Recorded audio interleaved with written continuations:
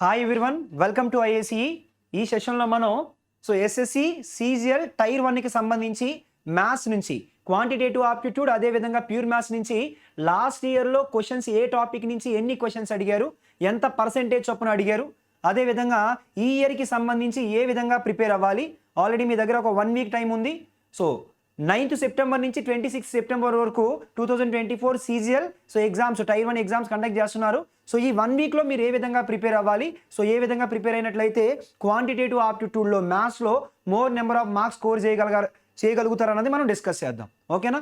Already మీకు తెలుసు last year అయితే 8,000 వేకెన్సీసే ఉన్నాయి. కానీ ఈ ఇయర్ మాత్రం 17,700 ప్లస్ వేకెన్సీస్.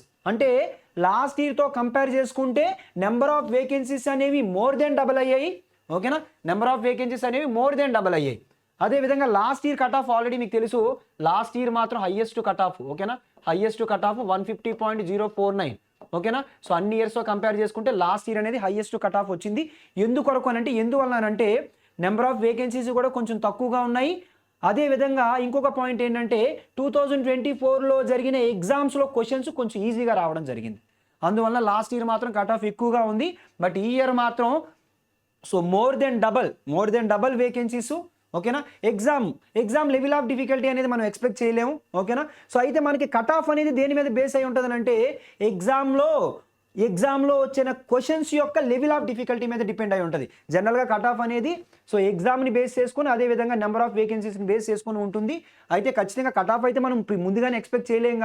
కానీ ప్రతి ఒక్కరు ఏంటంటే last year already 150 cut off పెట్టారు కాబట్టి ఈ ఇయర్ ఖచ్చితంగా ప్రతి ఒక్కరు 160+ స్కోర్ చేసేటట్టు మీ బ్రెయిన్లో ఉంచుకొని. ఓకేనా? ఆల్రెడీ ఇక్కడ గ్రాండ్ టెస్ట్లు రాసేటప్పుడే ప్రతి ఒక్కరు ఖచ్చితంగా 160+ వేకెన్సీ, 160+ కంటే ఎక్కువ మార్క్స్ స్కోర్ చేయాలనే సంకల్పంతో ప్రతి ఒక్కరు ప్రిపేర్ అయితే ఖచ్చితంగా జాబ్ ఖచ్చితంగా మీరు క్లియర్ చేయగలుగుతారు 2023లో. అయితే ఒకసారి మ్యాథ్స్కి సంబంధించి మీరు అలా చూసినట్లయితే లాస్ట్ ఇయర్ 2023లో మొత్తం ఎన్ని షిఫ్ట్స్ జరిగాయనంటే మ్యాథ్స్ ఒకటే కాదు, అన్ని కలిపి 39 షిఫ్ట్స్ జరిగాయి. ఈ 39 షిఫ్ట్స్లో ఒక్కొక్క షిఫ్ట్లో 25 క్వశ్చన్స్ రావడం జరిగింది. ఓవరాల్గా 975 క్వశ్చన్స్ వచ్చాయి. ఓకేనా? ఓవరాల్గా 975 క్వశ్చన్స్ వచ్చాయి. అయితే ఒక్కొక్క టాపిక్ నుంచి మ్యాథ్స్లో ఒక్కొక్క టాపిక్ నుంచి ఎన్ని క్వశ్చన్స్ వచ్చాయి, ఎంత పర్సెంటేజ్ వెయిటేజ్ వచ్చింది అన్నది ఒకసారి చూద్దాం. అయితే ఈ ఇయర్ మాత్రం 17,700+ వేకెన్సీస్ ఉన్నాయి. అదేవిధంగా ఎంతమంది అప్లై చేశారంటే మీకు ఆల్రెడీ తెలిసే ఉంటుంది. Around 36.7 lakhs plus candidates apply చేశారు. అయితే ఇంతమంది అప్లై చేశారు కదా అని చెప్పేసి మీరేం కంగారు పడిపోక్కర్లేదు. ఎందుకంటే ఇందులో చాలామంది ఏంటంటే జనరల్గా అప్లై చేసే వాళ్ళు ఉంటారు.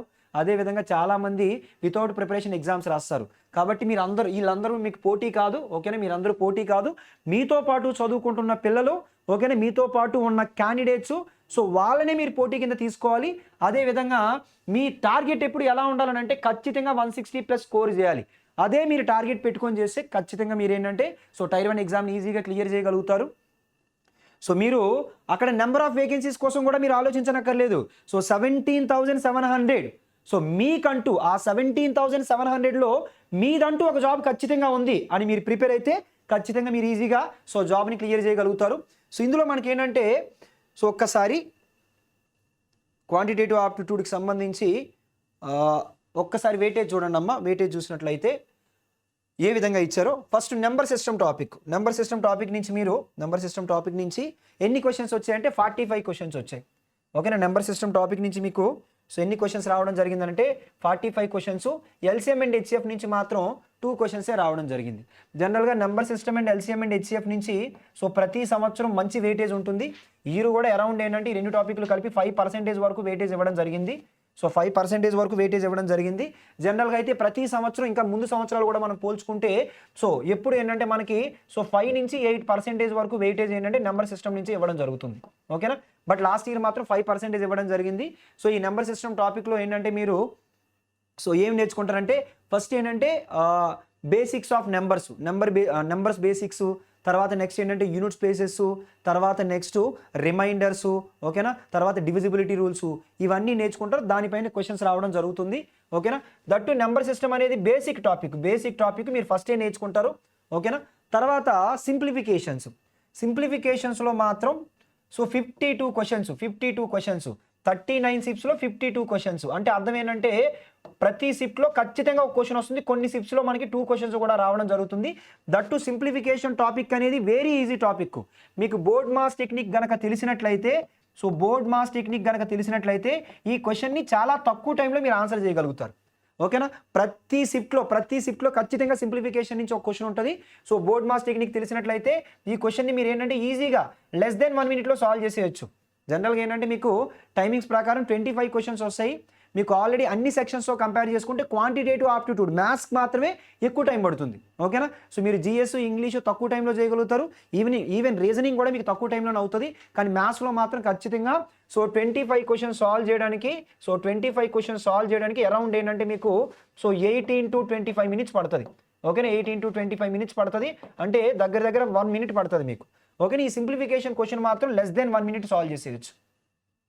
ఓకేనా? తర్వాత రేషియో అండ్ ప్రపోర్షన్ చూసినట్లయితే సో 36 క్వశ్చన్స్ వచ్చాయి. అంటే అప్రాక్సిమేటెడ్గా ప్రతి షిప్లో క్వశ్చన్ రావడం జరిగింది. DI data interpretation.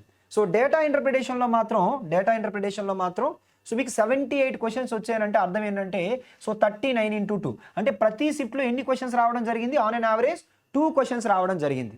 సో ఖచ్చితంగా డిఐ నుంచి మాత్రం క్వశ్చన్స్ మిస్ అవ్వవు. ప్రతి షిప్లో సో 2 to 3 క్వశ్చన్స్ ఇవ్వడం జరుగుతుంది. సో ఆ డిఐ క్వశ్చన్స్ చేయాలంటే మీకు ఆల్రెడీ తెలుసు. ఆ డిఐ క్వశ్చన్స్ చేయాలంటే బేసిక్ టాపిక్స్ పర్సెంటేజు, అదేవిధంగా రేషియో, అదేవిధంగా యావరేజెస్, ఈ టాపిక్స్ తెలిస్తే సరిపోతుంది. ఓకేనా? ఎస్ఎస్సి ఎగ్జామ్స్ వరకు పర్సెంటేజు, రేషియో, యావరేజ్ టాపిక్స్ తెలిస్తే సో ఏ డిఐనైనా సాల్వ్ చేయొచ్చు.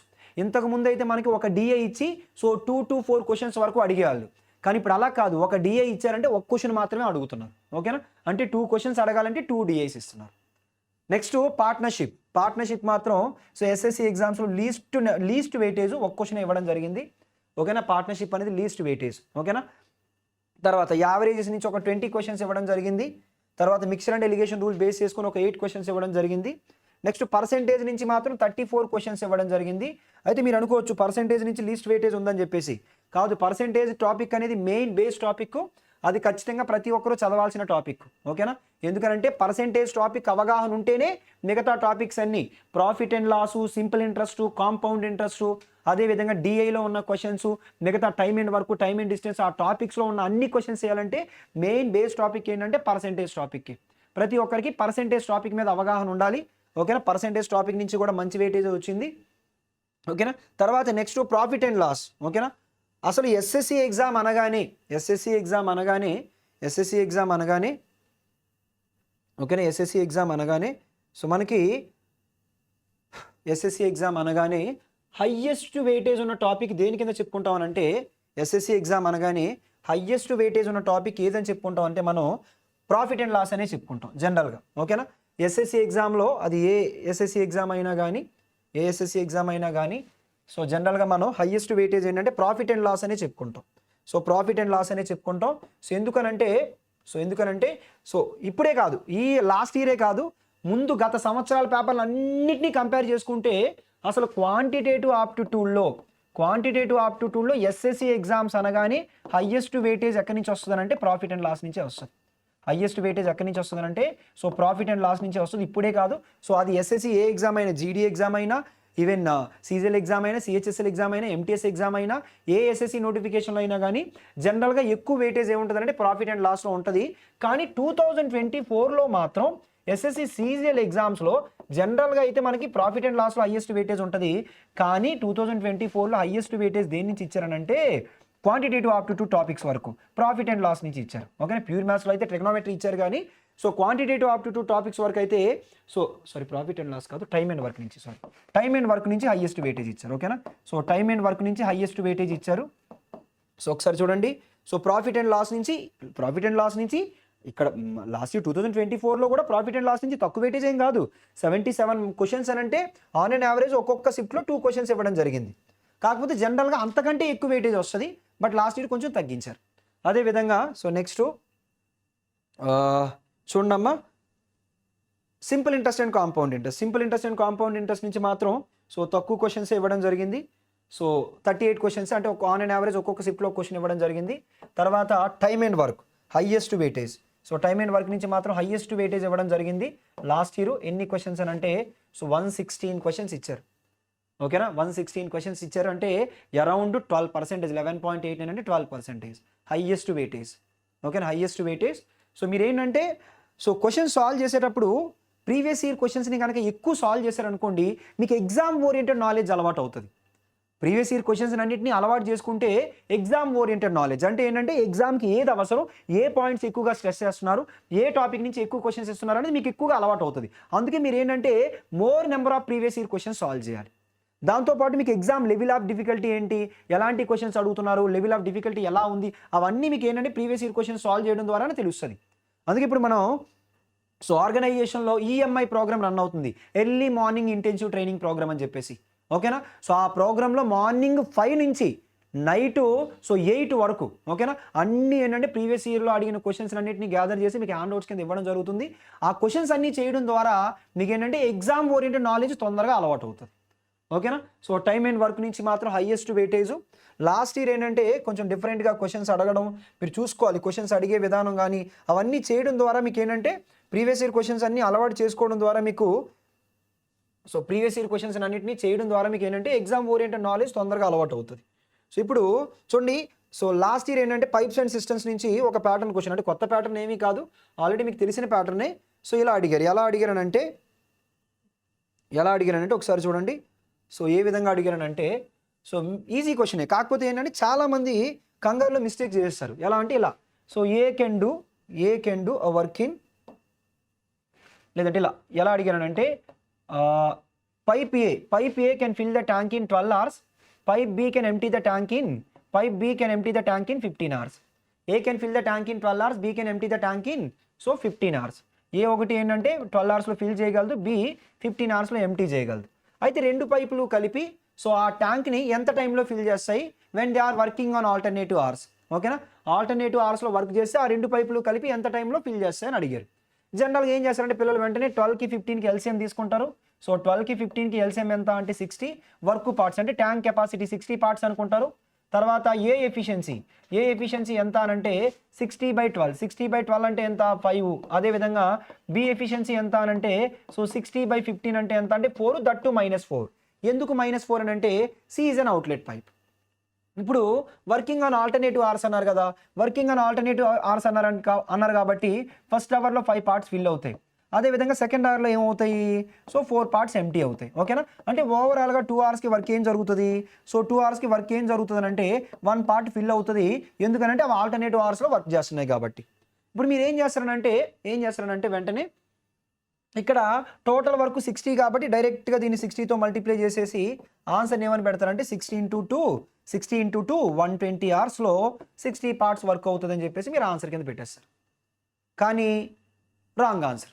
దట్టు ఏంటంటే మిమ్మల్ని సో ఇంకా తొందరగా ఆన్సర్ పెట్టేటట్టు ఫస్ట్ ఆప్షన్లోనే 120 కనిపిస్తుంది, కరెక్ట్గానే ఆన్సర్ చేశాను అని చెప్పేసి పెట్టేస్తారు. Wrong approach. ఎందుకనంటే ఎప్పుడైనా కానీ సో ఫిల్ పైపు అదేవిధంగా ఎంటీ పైప్ ఇలా ఇచ్చారనుకోండి, పాజిటివ్ వర్క్ నెగిటివ్ చేయాలి. అది పాజిటివ్ వర్క్ని ఏం చేస్తారంటే ఇందులోని సబ్ట్రాక్ట్ చేయాలి, అంటే ఈ 5ని తీసేయాలి. ఓకేనా, 60లో నుంచి 5 తీస్తే ఎంత 55. ముందు 55 పార్ట్స్కే మీరు చేయాలి. 55 పార్ట్స్కే చేయాలంటే ఇక్కడ ఏం చేయాలంటే ఇంటూ 55 చేయాలి. ఇంటూ 55 చేస్తే 55 2s ఆర్ సో 110 అవర్స్లో 55 పార్ట్స్ వర్క్ అవుతుంది. 110 అవర్స్లో 55 పార్ట్స్ వర్క్ అవుతుంది. ఓకేనా, 55 పార్ట్స్ వర్క్ అవుతుంది. సో కానీ ఆ నెక్స్ట్ మినిట్లో ఏం జరుగుతుంది, సో నెక్స్ట్ మినిట్లో ఏ పైప్ పని చేయాలి, 5 పార్ట్స్ ఫిల్ చేస్తుంది. ఓకేనా, అంటే ఓవరాల్గా నెక్స్ట్ మినిట్ ఆర్ ఓవరాల్గా ఎంత అంటే సో 111 అవర్స్లో వర్క్ ఎంత జరుగుతుంది అంటే 60 పార్ట్స్ అవుతుంది. ఆ నెక్స్ట్ మినిట్లో మళ్ళీ ట్యాంక్ ఎంటీ అవుతుంది. దానికోసం మీరు ఆలోచించక్కర్లేదు, ఎందుకంటే ఆల్రెడీ ట్యాంక్ ఫిల్ అయిపోయిన తర్వాత ఎంటీ అయింది కాబట్టి. అలా ఏంటంటే ఆన్సర్ ఏంటంటే 111 అవర్స్ అవుతుంది. కానీ కంగారు పడి ఏం చేస్తారంటే మీరు 120 అవర్స్ అని పెట్టేస్తారు.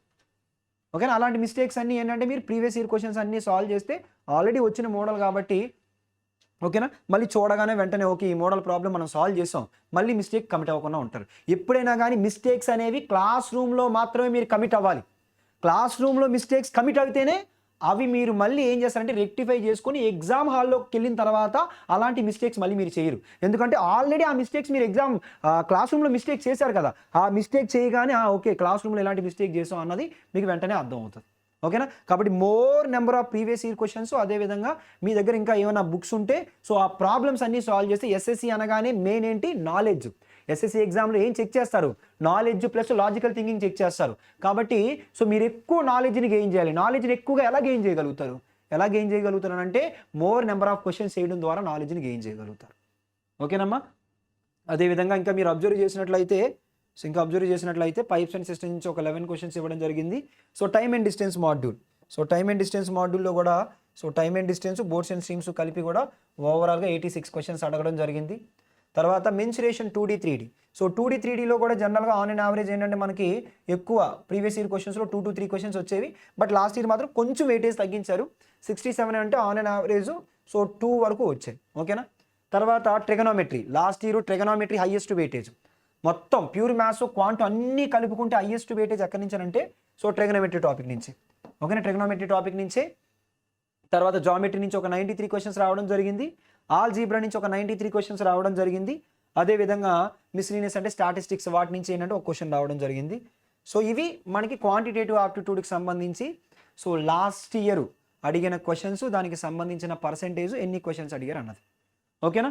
సో ఆ లాస్ట్ ఇయర్ని బేస్ చేసుకొని మనకి ఆల్రెడీ ఏ టాపిక్స్ నుంచి సో ఎక్కువ క్వశ్చన్స్ వస్తున్నాయో మనం చూసాము. కాకపోతే ఈ ఇయర్ కూడా అదే బేస్ చేసుకోలేము మనం. కానీ ఏంటంటే మీకు ఈజీ టాపిక్స్ ఎక్కువ ప్రతి సంవత్సరం ఎక్కువ వెయిటేజ్ అడిగే టాపిక్స్ మాత్రం ఆల్రెడీ మీరు అందులో చూశారు. ఓకేనా? సో ముందు ఎప్పుడు మీరు ఎగ్జామ్ రాసేటప్పుడు క్వాంటిటేటివ్ ఆప్టిట్యూడ్కి సంబంధించి మీరు ఎగ్జామ్ రాసేటప్పుడు జనరల్గా ఏంటంటే చాలామంది స్టూడెంట్స్ ప్యూర్ మ్యాథ్స్తో కంపేర్ చేసుకుంటే క్వాంటిటేటివ్ ఆప్టిట్యూడ్ ఈజీగా చేయగలుగుతారు. కాబట్టి ముందు ఏం చేస్తారంటే క్వాంటిటేటివ్ ఆప్టిట్యూడ్ క్వశ్చన్సే చేయండి. లేదు సార్ మేము ప్యూర్ మ్యాథ్స్లోని కూడా స్ట్రాంగ్గానే ఉన్నామని అనుకుంటే ప్యూర్ మ్యాథ్స్లోని కూడా స్ట్రాంగ్గా ఉండే వాళ్ళు క్వాంటిటేటివ్ ఆప్టిట్యూడ్ ప్యూర్ మ్యాథ్స్ రెండు కలిపి చేయండి.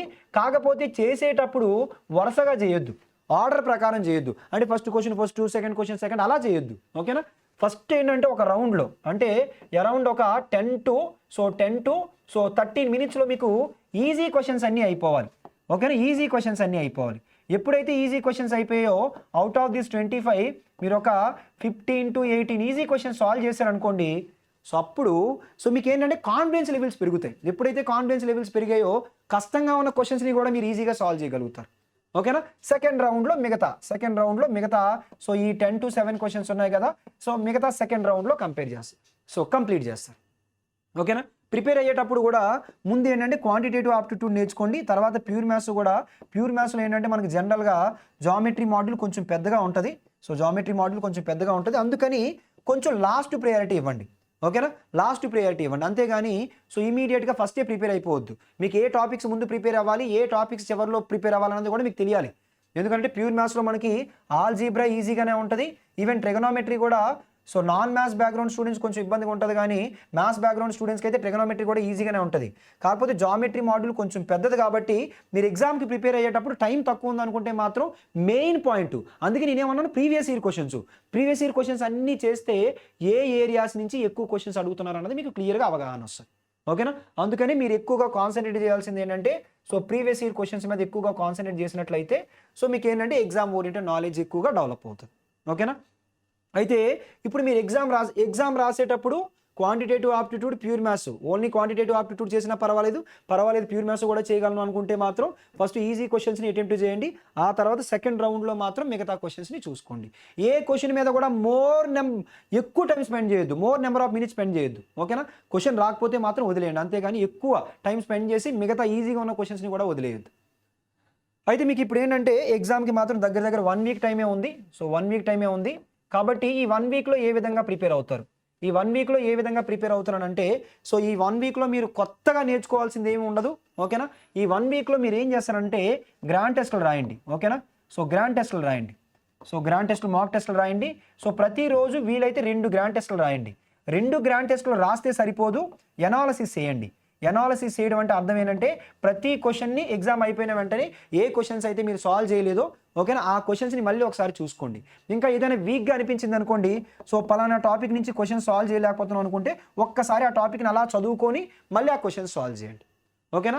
సో గ్రాండ్ టెస్టులు రాయాలి, ప్రతిరోజు 2 గ్రాండ్ టెస్టులు రాయాలి ఖచ్చితంగా. సో దాని యొక్క ఎనాలిసిస్ చేయాలి. సో ఎనాలిసిస్ చేసిన తర్వాత ఏ టాపిక్లో అయితే మీరు వీక్గా ఉంటున్నారో అదొక్కసారి మళ్ళీ మీరు చదువుకుంటారు. ఓకేనా? మళ్ళీ ఒకసారి చదువుకుంటారు. అలా మీరు ప్రతిరోజు 2 గ్రాండ్ టెస్టులు రాసినట్లయితే సో ఈ 1 వీక్లో అయితే ప్రతి ఒక్కరికి 9th సెప్టెంబర్నే ఉండదు. కొంతమందికి ఏంటంటే ముందుకు కూడా ఉండొచ్చు. ఓకేనా? ఫర్ ఎగ్జాంపుల్ ఒక 10 డేస్ ఉందనుకోండి. ఈ 10 డేస్లో 20 మార్క్ టెస్టులు రాస్తారు. ఈ 20 మార్క్ టెస్టులు రాస్తే 20 ఇంటూ ఒక్కొక్క మార్క్ టెస్ట్లో 100 అంటే 2000 క్వశ్చన్స్ని మీరు కవర్ చేసినట్టే. ఓకే, 2000 క్వశ్చన్స్ని కవర్ చేసినట్టే.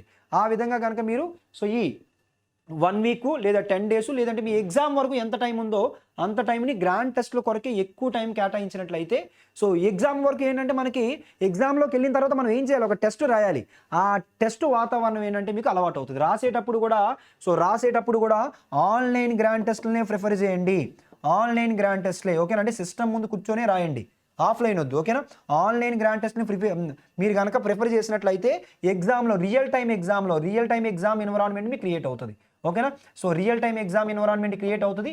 ఎప్పుడైతే real time exam environment create అయిందో అక్కడికి వెళ్ళిన తర్వాత కూడా సో ఇక్కడ ఏంటంటే ఇక్కడ ఆల్రెడీ రాసినప్పుడు కొన్ని టెన్షన్స్ అవన్నీ ఇక్కడే పోతాయి. రియల్ టైం ఎగ్జామ్ రాసినప్పుడు కూడా మీకు ఏంటంటే సో ఈ టెన్షన్ ఫ్రీ ఉండి సో ఎగ్జామ్ని బెటర్గా అటెంప్ట్ చేయగలుగుతారు. ఓకేనా? సో ఈ 1 వీక్లో గ్రాండ్ టెస్ట్ దట్టు ఆన్లైన్లో రాయడానికి ట్రై చేయండి. ప్రతిరోజు 2 గ్రాండ్ టెస్ట్లు, దానికి సంబంధించిన అనాలిసిస్, ఎక్కడైతే వీక్ ఉన్నారో అవి. ఓకేనా? సో దట్టు ఏంటంటే ఆల్రెడీ చదివిన టాపిక్స్ని మీరు కొంచెం ఎక్కువగా రిపీట్ చేయడం అంటే అర్థం ఏంటంటే సో ప్రిపేర్ అయిందే మళ్ళీ ఇంకొకసారి ప్రిపేర్ అవ్వడం. ఓకేనా? More number of times prepare అవ్వడం వల్ల ఏమవుతుందంటే సో రిపిటేషన్. ఎప్పుడైతే రిపిటేషన్ చేస్తామో ఏం జరుగుతుందనంటే రిపిటేషన్ చేయడం వలన బ్రెయిన్కి క్లారిటీ వస్తుంది. బ్రెయిన్కి క్లారిటీ వస్తే టైం మేనేజ్మెంట్ కరెక్ట్గా ఉంటుంది. ఓకేనా? రిపిటేషన్ ఎక్కువగా చేయండి. ఓకేనా? మీకు టైం ఉన్నప్పుడల్లా ఇప్పుడు ఫర్ ఎగ్జాంపుల్ కరెంట్ అఫైర్స్ చదివారనుకోండి, అవి చదివేటప్పుడు ఏంటంటే మీరు రిపీట్ చేస్తూ ఉంటే ఒకసారి, రెండోసారి, మూడోసారి అలా చదవడం వల్ల ఏమవుతుందంటే సో మీకు ఎక్కువ నాలెడ్జ్ అంటే గుర్తుపెట్టుకోగలుగుతారు. సో క్వాంటిటేటివ్ ఆప్టిట్యూడ్ వరకు ఏంటంటే మీరు ఫార్ములాస్ ఎక్కువ చదవాలి. That mensuration 2D 3D. అసలు మెన్సురేషన్ అంటే ఏంటి, అసలు ఫార్ములాసే. మెన్సురేషన్కి సంబంధించి మీరు ఏ క్వశ్చన్ అయినా చేసి చూడండి. మెన్సురేషన్లో క్వశ్చన్ వచ్చిందంటే వెంటనే మీరు ఫార్ములా కోసం ఆలోచిస్తారు. సో మెన్సురేషన్ ఫార్ములాస్ ఒకటి నేర్చుకోండి. ఓకేనా? సో ఇది క్వాంటిటేటివ్ ఆప్టిట్యూడ్కి సంబంధించి ఎనాలిసిస్. సో లాస్ట్ ఇయర్ వచ్చిన క్వశ్చన్స్, అదేవిధంగా మీకున్న 1 వీక్ టైంలో ఏ విధంగా ప్రిపేర్ అవ్వాలి. ఓకేనా? సో ఈ విధంగా కనుక మీరు కొంచెం సో ప్రిపేర్ అయినట్లయితే ఎగ్జామ్కి వీలైనంత తొందరగా సో లెవెల్ అంటే ఎగ్జామ్ లెవెల్లోకి తొందరగా రీచ్ అవ్వగలుగుతారు. తద్వారా మోర్ నెంబర్ ఆఫ్ మార్క్స్ని స్కోర్ చేయగలుగుతారు. సో CGL టైర్ 1 క్లియర్ అయినట్లయితే సో ఖచ్చితంగా CGL టైర్ 2కి కూడా సో ఖచ్చితంగా సజెషన్స్ అనేవి ఇవ్వడం జరుగుతుంది. సో దాని ప్రకారం మీరు ప్రిపేర్ అవుతారు. ఓకేనమ్మా? సో ఈ సెషన్ ప్రతి ఒక్కరికి యూజ్ అయ్యింది అనుకున్నాను. So thank you all.